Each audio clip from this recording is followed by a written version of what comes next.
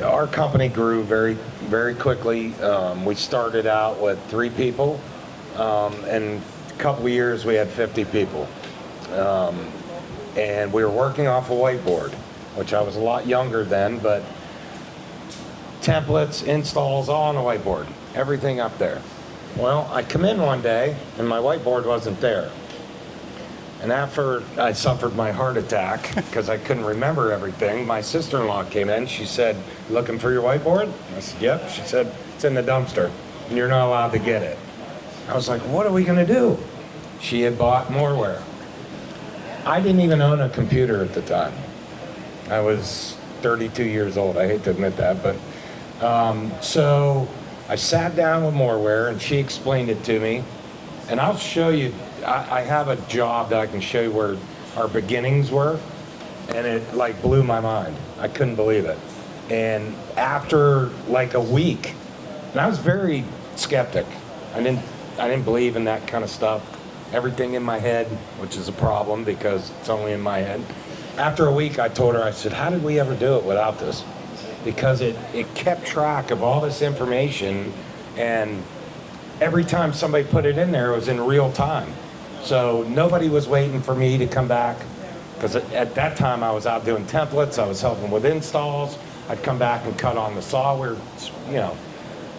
nobody had to wait for me to figure out what was going on. I could just put it in there and everybody could access it. So do I remember back then? Yes. It's a nightmare every once in a while, because I think if I didn't do it, I wouldn't be in this business as long as I have. I would have crashed out. It would have been too much stress trying to keep track of all that. So thank you, Harry. Yeah. Oh, my pleasure. I noticed that you've got your iPad pretty much everywhere you go, and on your phone. Is that a big part of what's changed? Yeah, and it's not just me. It's everybody in our company. I'm gonna act stupid here. Is it even an app? Because what I have, I just went to their website and created a shortcut that looks like an app, but... That's totally right. Yeah. Okay, so that's what I do, and it's not just me. Most of the people in our business aren't sitting at a computer all the time. So on the phone, they're on there. I mean, they're way better at it than me. I like looking on a computer because I'm blind. I got big fat fingers, so I can't touch things right, but yeah, everybody has it on their phone. We stand out in the middle of our shop sometimes talking about jobs, and multiple people are pulling up different jobs and going, "Well, what about this one?" Or, "What about this one?" So it streamlined it and made it very easy to communicate. And I'll get to that part a little bit later about the communication, but where everybody's on the same page. It's not just one person with the information telling everybody. Everybody has it at their fingertips. And what helped me is I'm at home and I get a contractor call me. I go, "Hold on, let me look." And I'm looking through my phone. Other apps do the same thing. It's not just Moraware specific, but it helps. It helps having that information at your fingertips at any time. That's awesome. Yeah. You mentioned your sister-in-law is the one who got all this going. Yeah. What's her involvement in the software now? None, thank God. No, I'd say that because she really bought into it before us. I mean, she didn't just drop it on us one day. She bought the software, she started building it, and she built it. And I'll tell anybody out here, if you're gonna buy their software, don't try and build it yourself. Call them, have them walk you through it, because as you build it, it's remembering all that information. What you want it to do is remember information, right? If you're feeding it bad information, guess what it does? It remembers all that bad information. And it's hard to clean up. Once you realize that it's, doing something bad, it's hard to clean up if you don't know how to actually do it. So she messed with it. It was a lot on her plate. I look back now and like, God, she really took on some stuff. But she built it and then kind of handed it over to me. I started building it, and then I got another guy involved. I tell him what I want. He started building it, and we've just collectively built it in our company. And honestly, we continue to build it almost weekly. I mean, we're always looking at, okay, we got this process down. Let's try and let's get it, better. How can we do that? And yeah, we do that almost every week still 20 years later. That's awesome. Yeah, I've heard from a lot of our customers that the fact that it's so flexible Yeah. is great, and also requires some work to make sure you dial it in to match what your business is doing. Well, I will tell you this, for me, I've got a guy now that's just like a computer guy. I mean, he understands everything. I did not, I've told you I didn't even have a computer. In the beginning, I would call Moraware and go, hey, listen, this is what I'm trying to understand. How do I get there?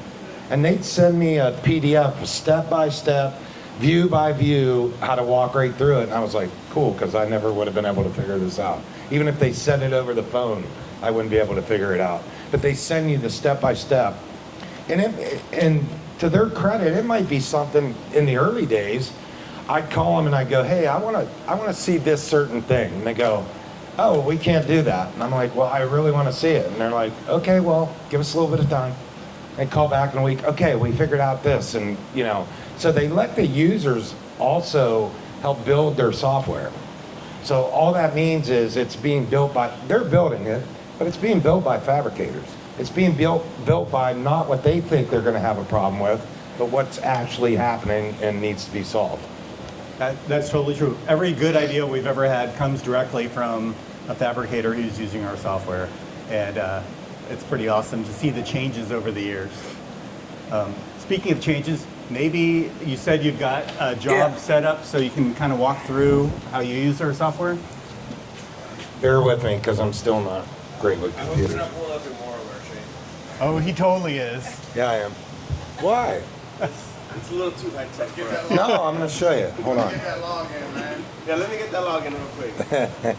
I've given it to both of you, haven't I? Yeah, you have. Well, while Shane's messing around with that, Well, I got some numbers here I'm going to pull up.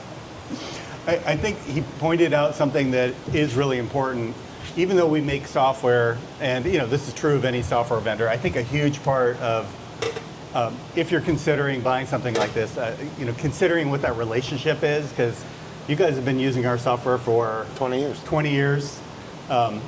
Having the support in place and making sure that you've got the human beings on the other end that are going to support you is really important. And in our philosophy for our company is that's almost as important as the software itself. So I think right now, more like the biggest department in our company is customer service. A lot of that is helping new customers get up to speed. But like Shane was saying, if someone calls and said, hey, I'm changing something in my business, I want to, I've got new employees, a new workflow, how do I work through that? That's what our team is there for, and we're always waiting by the phone so we can help out more people. All right, so what I'm doing right now, and this is something we didn't always do. This is something I can't even tell you. Well, I could tell you, I'm going to look at it, but we used to go by, how do you guys identify your jobs? So we always used to say, okay, Mrs. Smith. Hey, that's Mrs. Smith. She's got such and such and such. Well, after you're around for a few years, there's a lot of Mrs. Smiths, right? So then we started going Gene Smith. So then it was Gene Smith. Gene was and then we realized that you can create job numbers, right? So now we don't even talk about customers' names anymore. The salespeople will every once in a while, but when they do, we go, what's the job number, dude? I don't care what their name is, right? So this is in the beginning. It's job 1500 now. I don't even know how you can look, but we probably went 10 years without using job numbers. Didn't know. Does it automatically add a number? It does, right? Yes. It does. Yes, it automatically adds the numbers. Yeah, I think that's part of the customization. You can set things up to auto number your quotes, your jobs, and that's all up to you. So this is the beginning, okay? You got a job name. I mean, this is just like comical for me to look at because I can't believe we even operated like this, but very general. I mean, there's really nothing here. We didn't have work orders. We basically started using this and didn't know how to use it. This was just building. But we ran the job off this because we attached template, fabrication. See how it says Sorry, I'm pointing at my screen. Template, fabrication, install, invoice, verify materials. So those are activities, all right? Those are the activities. So they put when they were complete. So we were tracking what was going on. It was just a weird way of doing it. I'll show a current job now. I'm curious, if you're not using our software or software like this, how are you guys tracking your jobs today? Anyone willing to volunteer? Really messed up notebook. What's that? Really messed up notebook. Oh, okay. Gotcha. Okay, gotcha. So I heard Notebook, Google Calendar. Anybody still using a whiteboard to track that stuff? Okay, yeah, so that's also something that we've seen a lot. I think part of the, like, not when your sister-in-law throws the whiteboard in the trash, but there's also, with all of those things, there's a possibility things get erased or lost. And the idea with software like this is it's not going to get erased or lost. Where our whiteboard was, we locked the door every night because we didn't want anybody messing with it. So as you can see, this is job 1503. We just looked at 1500. This is 3 jobs later. So a light bulb had to have gone off here. Now we have activities, and we're tracking more information here. We're tracking who it's assigned to. We're attaching material to the fabrication. So that means we're keeping track of our inventory. We're attaching material to each job. We know what slab we used. We actually have a work order here. That was our first work order. So we're putting some of the information in there that we need to do the fabrication with. And then we're attaching PDFs now. This is weird. 3 jobs later. Attaching PDFs, shop sheets, shop file. This is the laser template file. What's your shop sheet? What's that? What's your shop sheets? Well, let me see what this one was. I know what it is now.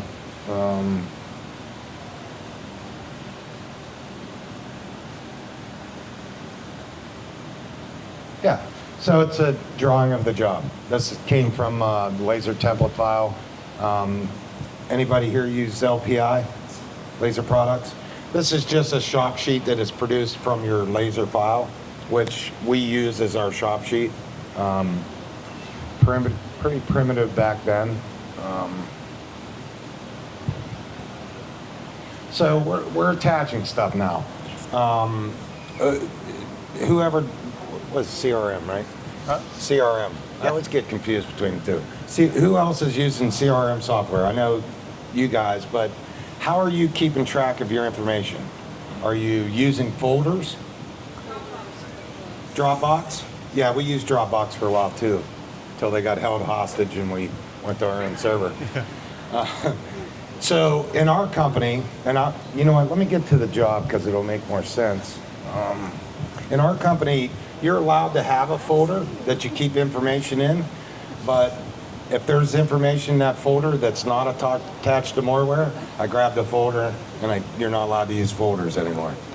It's just the way it is. Yeah, what we found is that a lot of people have this desire to go paperless, and that's probably not realistic because especially your templaters or installers are used to having that paperwork. The difference is you can print out all the information at the last possible minute so that it's always up to date, and you're not sending someone out with the folder that you don't have another copy of. So this job here is a current job that we're doing. This is a Home Depot store, so it's a box store job. You can see up here at the top the job info. There's a lot more added to it. We have job address, account address. We have added more activities. Like I said earlier, this is even 20 years later, it's a work in progress every week. My guy that does most of our Moraware stuff now, I'll give him a problem, he'll come back to me, and we have test jobs. I could probably pull it up and show you. We run test jobs through there and try and figure out, we're trying to solve a problem, but we're trying to solve a problem without creating 3 more problems. We're trying to make somebody's job easier without making somebody else's job harder. So we run the test jobs through and try and figure out the glitches before we release it to the company. Because everybody hates change. So So Shane, I got a question, because Yeah. this is a lot more complex than what you showed before. How big were you when you started adding this many activities, or how many jobs were you doing, or employees? Okay, so we were doing probably half the jobs with the same amount of employees we're doing now. So we had 50 employees and we were doing somewhere around 700 feet a day. Now we're capable of doing 1,600 square foot a day with the same amount of employees. So some of that you're saying is because of Moraware, but also I'm sure, like in the shop. I know you've got you like to hear I know, this. that's what I want but to hear. All of it is because of this. Oh, wow. Because in your shop, communication is the biggest thing, right? Everybody on the same page. While that doesn't sound realistic, in my shop, it pretty much is. Irving's been there, Shannon's been there. We talk to each other all day long. But we talk about like, hey, did you do a brisket this weekend? Or, hey, you going to movies tonight? All of our talking is done here, okay? We talk through our software. Goes back to the same thing. If I'm not there and somebody needs to talk to me and I'm not answering my phone, that's lost productivity. You're losing productivity. Therefore, you need more employees to catch up when you get that information. So right now, everybody knows what I'm thinking. When I type something in there, the whole company has it like that. So they can reference this. And it's, as you can tell, this is just a simple job. And look at all the activities we have. While it looks probably like a little too much, we found over the years this is necessary. These are necessary steps that we have to take. Each activity has to be completed for the next activity to work, okay? We have views set up. I have a view, my personal view. I want to look at certain things, so I put everything into that view. When it pops into my view, that means the person in front of me has completed their job. I'm not looking at it. I might start working on a job and he's still working on it. I get done, and all of a sudden I see something different than what I did, and I'm like, what the hell happened here? Well, it's because they were still working on it and I jumped the gun. Now I don't even care about that job till it pops up in my view. And it pops up automatically. As soon as he completes and puts mine to confirmed, it's in my schedule. So your view, your schedule, however you want to look at it, it's a running to-do list, and you just knock them off, right? And you know that you're working with all the up-to-date information, and you have everything attached that you're going to need to complete your task. Down here at the bottom, this is a pretty basic job, but you can see we have everything attached. Even if somebody took a phone message and wrote it on a piece of paper, we scan that into Moraware.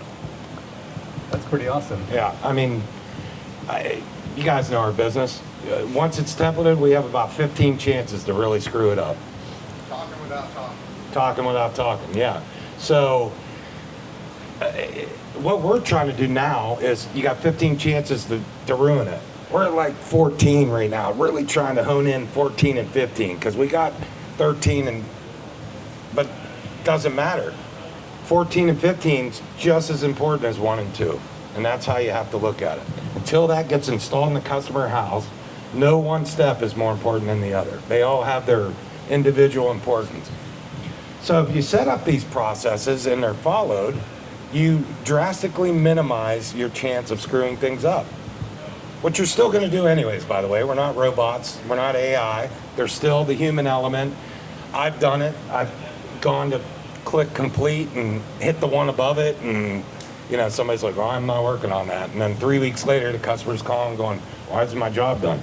Everybody's like, well, I don't know. So to that point, my favorite thing of this whole software is this. By the way, they operate on a 1% loss rate.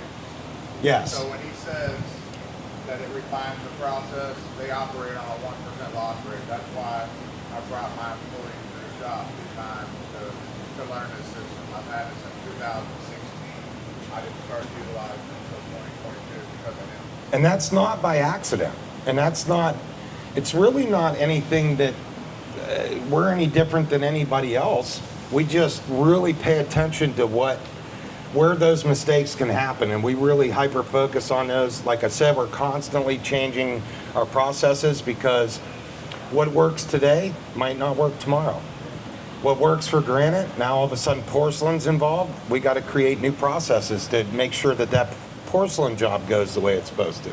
So you all know, anytime you get comfortable in this business, you're in trouble because everything's uncomfortable all the time. So you got to try and minimize your losses. And the 1%, that is the honest to God truth.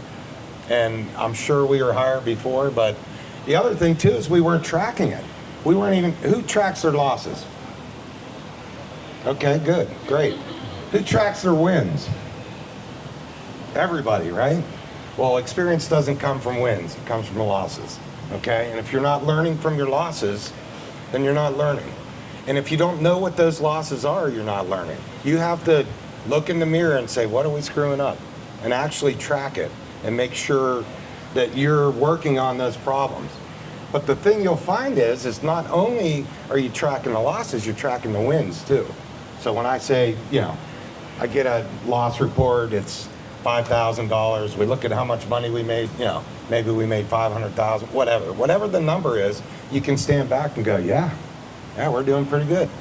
So it's not only to be self-reflected to beat yourself up, it's self-reflective that you know you're doing the right thing. Okay, does that make sense? Anyways. So what I really like about this software, as you see right here, this is an activity. This is our CNC activity. I can click on that, and right up here, this little beautiful button, view the change log, right?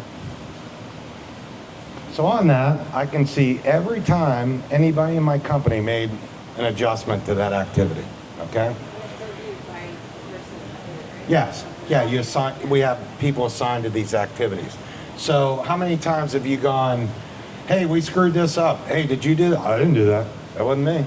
Well, that's your job. Yeah, but somebody must have been on my computer. You know, somebody did it. I didn't do it. Well, Jordan, at 6 a.m., you did do it. You did change it from OG to full bullnose. Once again, it's not to have information to fire somebody. It's to have information to find out where those problems are coming from, when it happened. I've seen it to the minute. Like, I've done work and it's got screwed up and they come to me and they go, Shane, you screwed this up. And I'm like, impossible. I never make a mistake. I didn't say that. But I'll look in there and I'll go, yeah, I completed this at 9:59 and at 9:59:30 you changed the information and you never told me. And it just went through with the bad information. So that for us has been to where we're holding people accountable. Holding people accountable just means they know you're looking. They know you're paying attention. Once they know you're paying attention, they'll hold themselves accountable because they know they want to keep their job. So it's really good information to know when things happen, when the bad things happen, so you can go back to that minute and figure out how you could have done it better. Okay? Any questions so far? I don't believe it. So I'm curious. So Yeah. you've got 50 employees that you're managing. Yes. How do you keep tabs on everything that's happening throughout the business? Nice setup, Harry. This is it. I mean, it really is. And it's, I'll say it again, I love Harry. It's not just Moraware. If you have a tracking software, it's the only way you're going to keep track of what's going on in your business. Yeah. Do each one of your guys have their own login? Yes. Well, yes and no. For years, we were under the good old grandfathered in system of paying. And then when we switched, we had everybody in our company as a user. Realistically, you don't need that. You need vital people that are viewing that information. Obviously, you need the managers, the managerial part, so they can track what their teams are doing, when they're doing it. One of the two installers, yeah, if they're a team, you got to have one of them because if you have two installers, one's in charge, one's the helper. Even if the helper screws up, the guy that's in charge screwed up, so it's not training them up. Yeah, and all you key people. You just want to have the people that actually run the jobs through. I mean, there's nothing wrong with having laborers. We all need them. But they're not the ones in there, you know, typing in data for the job. They're out there doing the grunt work, polishing, whatever. They don't need access. We did it just because it was free, so why not have everybody there? Once we had to start paying for it, then we really looked at who needed to really see it. So, yeah, and I'll just keep pounding it in. It's real-time information. That's all you ever want. You want the data when it's happening so that you can make decisions to get that job through your shop. It's really cool when you can send your template people out and they template the job, they pull up the job, they open up Moraware, they log into their actual location and it shows, hey, they're at this job, they've logged in and start taking pictures of the outside, they walk inside the house, they take pictures of the inside, they template it, and then they work the entire template on my company until it's done. And then when they upload that, it's automatically in front of my salesperson's view. So now they can have a conversation with the customer, and that job can actually be moved through before the templater is ever even out of the driveway. So, how many people here get a call and they go, hey, when's the templater going to be at my house? Everybody, right? Well, with this, my templater, like you said, puts in process when he's at the house, and it's got a running clock. I don't call the templater and stop him from doing what he's doing. I don't call him and talk to him for 5 minutes and get his focus away from that template. I look at it. I'd say he's been there 45 minutes. I look at the drawing that we have attached. I know how long it takes to template. I go, he's going to be there about 15 minutes. He's 45 minutes to an hour from you. He should be somewhere around, and I'm not talking to the templater. So I'm sure if you're not tracking it like that, you go, well, let me call you right back. I'll call the templater or the installer. Same thing if an installer is doing multiple installs. It's talking without talking. And that's the whole thread of this, is it's real-time information. Uh-oh. Uh-oh. I said that because I said Is there any that- 20-year-olds here that can figure this out? I said that to him yesterday about talking without talking, because that was one of the first things he told me was the beauty of the software is you get to talk without talking to your employees. So you get to add the information in, it pops up in front of their views without you having to make a whole bunch of phone conversations. But that's not the end all. And I mean, yes, and I say it all the time, talking without talking. But if something's really important, I put it in the computer and then I go out and I talk to them.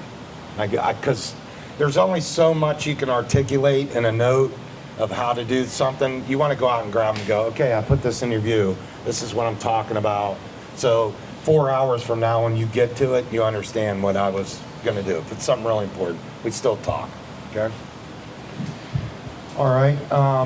Let's go into something complicated. Problems. Oh yeah, how do you see problems? Like right now, what's going wrong in your shop today? I don't know. I haven't talked to him. I thought you didn't talk to them. No. It's for us. It's our installers. I mean, they come back. They bring stuff back. They don't tell you. They leave it sitting outside. You think the job's complete because they've marked it complete. And then 2 days later, you get a call from the homeowner and they go, hey, are you coming back to put in that side splash? And you're like, yes, of course. Yeah. Let me get you a time. You hang up the phone and go, we got to go back and put a backsplash in? That's the stuff. Because even our installers are subcontractors.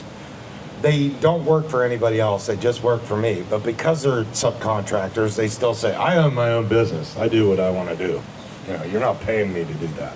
So now we've got them doing partial install complete, so that we know that they've got some, but it's on us to go, hey, what do you got left to do? That's crazy to me. We pay them very well and they still won't do it. But so for us, the communication is coming back from the field is a challenge for us.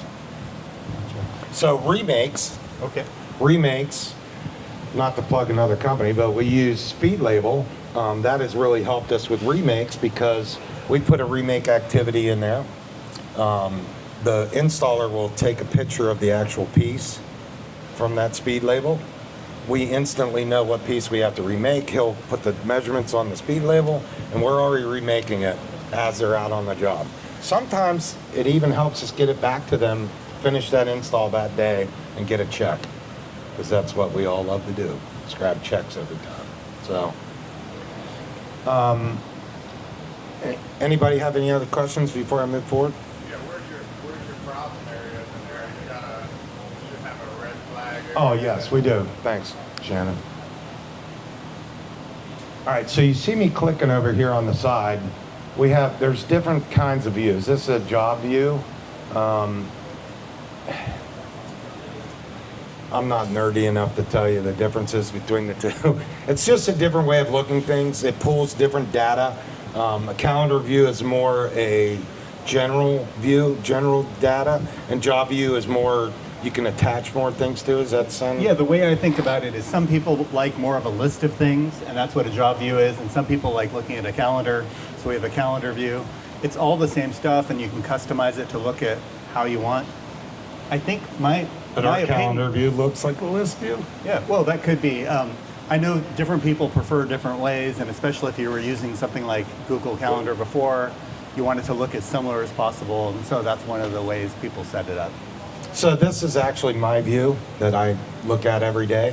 My home screen is actually our saw view right now, because for me in our business, the saw view is the most important to me because we're slow. So I check it multiple times a day to make sure I'm pushing jobs in, that my guy that creates this view is actually doing it. And I don't have Sawyer standing around going, what are we supposed to do? It's also a way I can look forward and say, okay, well, today's Monday. It looks like he's got the view filled till Wednesday. I call my install manager actually does it. I'll call him and I'll go, hey, do you have jobs in the queue? If he says yes, I'll go, why aren't they scheduled? If he says no, I say, okay, I'll start looking for some things we can cut, or maybe I take those Sawyers for the first 4 hours of the day and we clean the shop, or we go out and move remnants. But it's a way we can anticipate what their workload's going to be moving forward. So that's my view right now. Sometimes it's the template view that I look at first. Right now it's just the saw view. My view is in job, or that's calendar view. This is my work list right here. Cool, they're doing it. I'm not there and they're doing it. I used to have Slabsmith in my view because I did all the Slabsmiths for our company. I've recently turned that over to two other people because I trust them. It's still in my view because I want to see if customers are coming in and stuff like that. So my view basically is empty, but what Shannon was referring to is, you see here, there's this job right here, the status is on hold, okay? That can happen from template to install, any activity in there. And basically, it is what it says, it's on hold. It's a red flag to everybody, stop moving on this. We need to get this rectified. Was anybody here for the Synchronous Solutions? So in Synchronous Solutions, this is the, we call it the on-hold meeting. They call it something else. They have a meeting every day where all the managers get together and talk. You know what it's called? I used to know what it was called, but we changed the name. But anyways, we have a view for this. I'm hoping it's not bad and I look terrible, but we'll see. In the views, you can see here, these are all, I don't know how to work this. These are all customized views that we have made. What's going on? How you doing? You can use your finger in here too, I think. Nope, maybe not. Oop, I don't know what happened there. I work with a mouse, so. Yeah, sorry. Oh, there we go. All right, so you can see there's a whole lot of views. We allow each one of our employees, we ask them, for your job, what do you want to look at? They'll give me a list of what they want to look at. I'll look at it and make sure they have everything. And then I hand it to my Moraware guy, and he creates a view for them. So now they're looking at, there's so many views you can make. I used to have a view of everything, and it drove me crazy because it was just too much. So now I have like 4 or 5 views that I look at. I broke it down. But some of your employees, you only really want them focused on their job.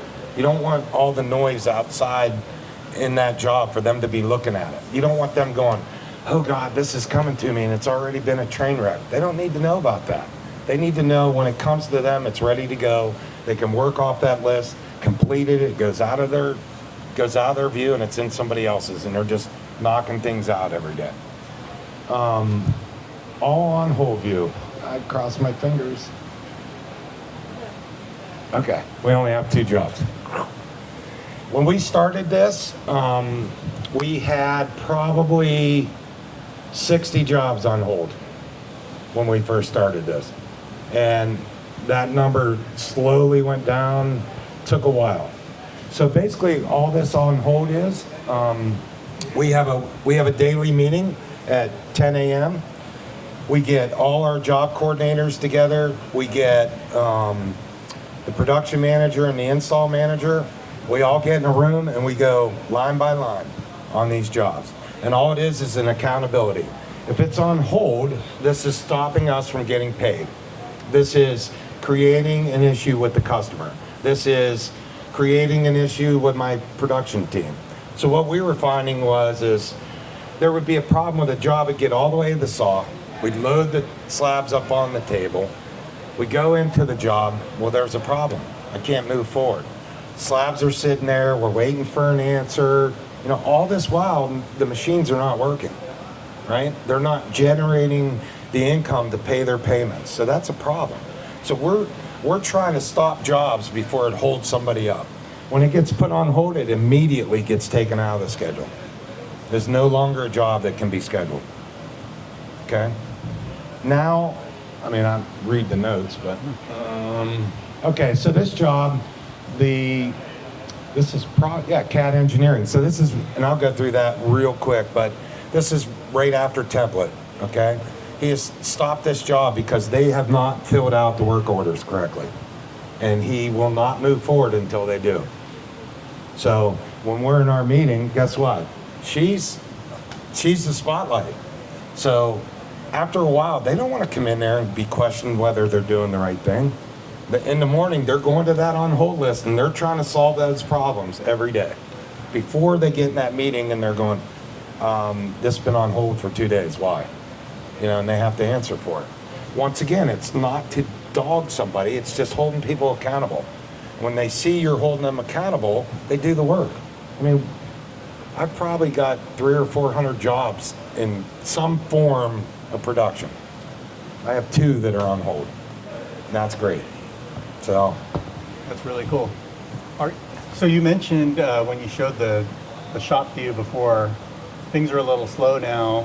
What are you doing to, like, I noticed you had a square footage that you're trying to hit every day. Is that how you think about it? No, because really, we used to answer your question. Okay. And when we met with Jeffrey Grant at Countertop Factory, and he introduced us a little to Synchronous Solutions, it's throughput dollars. It's how much money you're actually making a day. The square footage is really just an arbitrary number. It means nothing. I mean, you could do 500 square foot and make $2,000 one day. You could do 500 square foot the next day and make $10,000. It's all in the profit of the job, how you're processing it. So we don't really, we used to all say, oh, I do 10 kitchens a day. That doesn't matter, because a kitchen could be 50 square foot, it could be 250. Doesn't matter. So we're looking at, yes, the square footage, we have a number we'd like to try and meet. Right now, we know what we got going on, so we're trying to hit like 800. There's times we're trying to hit 1,600, and we try and do that without creating overtime. And so right now, we're kind of on cruise control. The processes we have in place are kind of hindering us a little bit because we're trying to jump those processes, because I've got people there, I want to keep them working, you know, so maybe I'm a little lax on, well, I don't have the sink yet, but I have the DXF file, let's get it fabricated, let's put it on carts. So as a manager, it's actually harder when you're slow than it is when you're slam busy. I learned that a long time ago. Slam busy, you can just get people working and you can manage it. When it's slow, you have to make sure they're working. You have to make sure your payroll justifies the work that you're putting out. So right now, yeah, to answer your question, yeah, we have a target, but it's not really the real target. We'd like to do more. But we're also doing a lot more high-end custom than we've ever done. Last year we were about $500,000 off from the previous year, and our profit was more. we made more money. That's awesome. Yeah. So throughout the year, we were worried because in our eyes, we're slow. You know, it's not balls to the walls, crazy, everybody flying all over the place. So, oh my God, are we going out of business? No, it's just we were doing a different type of work. It needed a different kind of look at it, how you operate, how you know, the time you take, more QC. You're not sending stuff out shiny and lining. You're sending it out perfect. I mean, it just depends. So, yeah, the square foot, not so much. Money. Awesome. It's all money. I think we could keep talking about this forever, Yeah. but it's been about an hour. Any questions that Shane or I should answer for y'all? I just want to comment. So, Yeah. you're super big. I've been over for years. I'm losing weight, man. Well, company size. Oh, okay. Gotcha. When we opened ours 7 years ago, we got Moraware and it was just me, my wife, and our driveway. Like, it was literally, it's like having 2 or 3 other employees. It's like when you get it dialed in, it's amazing. I've got 2 people in the office that do the work of, like, Tyler, the other guy that helps. They have 5 people in the office. I have 2 that does more than that. So, yeah, it's not just for big people either. No, it's not. I'm glad you said that because I've been, you know, people say, oh, well, that works for you because you're, you know, a bigger company. When people want to know how many kitchens we do, I'll go, yeah, we do 15 kitchens a day. They go, holy shit, you know, what do you, I go, no, really, we do 1 kitchen 15 times a day. We don't do 15 kitchens a day because if you break it down, this is scalable. Whether you want to go up or down, this is how you scale. Because if you have an understanding of the process to get 1 job done, you can figure out how to do 5 because you have everything in order. And to his point, goes back to what Bo always says, is it is allowed to him to work on his business, not in his business. He's out, well, I mean, whether you are doing it fully or not, you can go out and sell more and not have to be there making sure everything's getting done. Yeah, and it just grows with the company. Yeah. We started off the same thing with very few activities, but now we have it literally step by step, and there's no room for error. Everybody does their job, and we started with just us. One of the biggest problems for fabricators in growth is a lot of fabricators are growing to fix a problem. And that's the worst thing you can ever do. If you're going to grow, it's because you're bringing in more money, okay? You're doing things right, and you want to scale that up so that you can increase your profitability, right? But a lot of people will scale up because they have inefficiencies in places, and they figure they need more employees to do that work, and it's not the truth. Once you start getting your processes down and you're following those processes, I mean, we went 2 years ago, I was talking to Robert earlier, we bid like 10 jobs, hoping we got 2. We got them all. And I was like, oh shit, how are we gonna do this? And I sat down, and I started looking at the jobs and figuring out like how much square foot we had to do in a day. We were doing 800 square foot a day. In like a week, we were doing 1,600. And we didn't work any overtime. And I asked my guys, I said, are you guys working any harder? And they're like, no, not really. Because we dove into our processes and found the holes that we had and tightened it up. And we were able to double our production. I know you probably don't believe me. It's honestly, I think I even talked to you, Forrest, when that was going on. I was like, shit, I don't know how, I mean, we can put some stuff out, but I don't know how we're gonna double.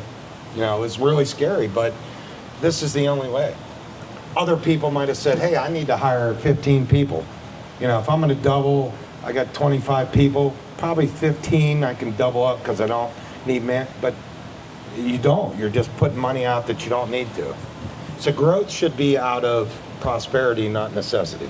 That's awesome. Right? Yeah. Okay. Let's put that on. Before we end, I just want to show you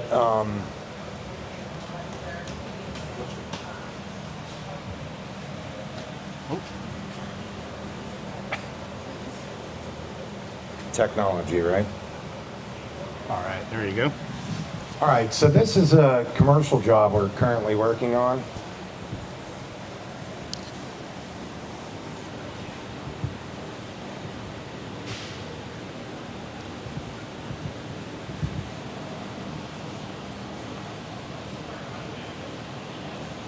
this is, oh, sorry. This is a job out at Disney, and I'm gonna just scroll through. These are activities to do. This is a large-scale commercial job, okay? And it has 4 sequences to do the job. It's about a 9-month-long job. So we broke it up into 4 jobs and just named it. As you can see, this is sequence 4. We're getting ready to finish it, okay? I'm just gonna scroll down. Do you think about the big commercial jobs different than the other stuff that you do? Yes. Yeah, because now you're in a production mentality. Now it's how can I do the same thing over and over again as fast as possible. It's not, like I said earlier, it's shiny and shiny. This isn't going into high-end custom homes. This is going into Disney that it'll probably be trashed in 6 months anyways. They know it. They know what they're paying for. It's not us cheating them in any way. They want it for a price, they want it quantity, and they want it fast, okay? So what you see here, all these activities, I've created. This is, and I don't mean the actual activities, I'm saying like I am managing this project, and I'm in Oregon, okay? I can manage that project from here. And that's the beauty of it. I can communicate with my team, and I'm 3,000 miles away, and I'm not calling them on the phone. If I want something done, I just put it in there. Put it in their view. They go, oh shit, Shane remembered something, wants us to do it. I might put in the notes, need ASAP, going tomorrow. Or I might say, you know, cut last, not important, but I want to make sure it gets done. I'm communicating with my guys, and I'm not even there.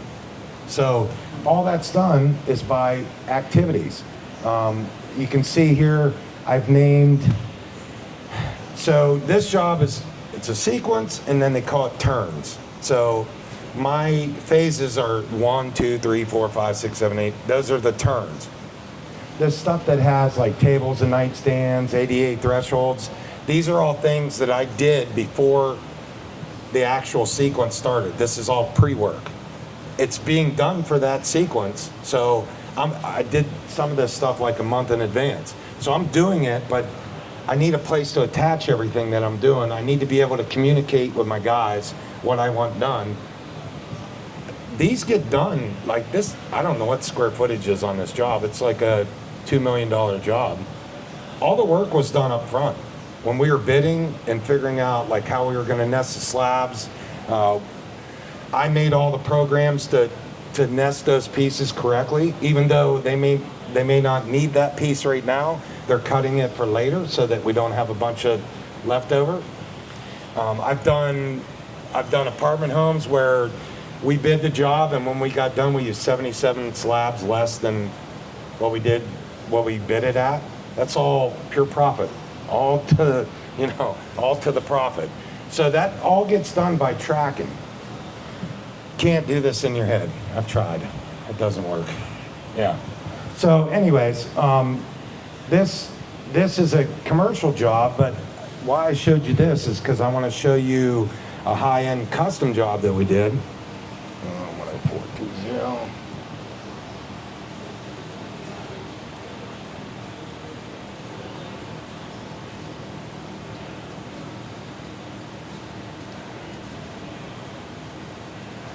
Robert, this is the one I was talking to you about this morning. This is the largest developer in Central Florida. This was his personal house. We did this job. He bought all the material. We made a killing on the on the fab, but we were able to do it because we tracked it. This is just one house, and you'll see. I'm just scrolling fast to show you how we managed it, the scale of it. It was a very big house. Well, I'm just saying, like, there's so many activities because we tracked everything. And on this job, it's a very large number. We had one remake, and it was a little powder bath, and it was because my sawyer took the piece that mitered to another piece and marked it backwards, and they mitered the wrong side. So we had to recut the top. Out of that whole job, that was our remake. And it was all miter wraps, cristallo, semi-precious stone. We were nervous as hell, hoping we didn't screw anything up, but That's awesome. just processes. And the only way you can do it is by track. That's super cool. Thank you, Shane. Any other questions? I know I talk a lot, but you can see I get animated about this because it really, when you can do this kind of stuff and the payoff is you do it right, and this is the way you do it right, it excites me because I went through the days, days and weeks where I worked 80 hours a week and I went home every day like, what am I doing? Why am I putting myself through this aggravation every day? This has changed that, and over time has made it a job that I'm glad I made a career. Really.